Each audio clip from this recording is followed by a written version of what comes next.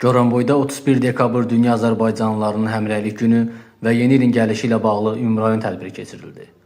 Goranboy rayon icra hakimiyyətinin başçısı Məhərrəm Quliyev, rayonun digər rəhbər şəxsləri, şəhid ailələri, qazilər və rayon ictimaiyyətinin nümayəndələri ümummilli lider Heydər Əliyevin rayon mərkəzində ucaldılmış abidəsini ziyarət edərək dahi şəxsiyyətə ehtiramlarını bildirdilər.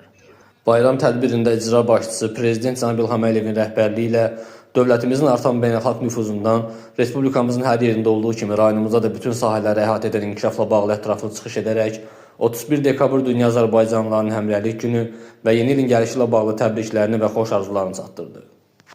Daha sonra məktəblilərin əl işlərindən ibarət sərgiyə, musiqi, idman və milli kulinariya nümunələrinə baxış keçirildi. Tədbir ifaçılarının təqdimatında musiqili proqram və müxtəlif rəqs nümunələri ilə davam etdirildi.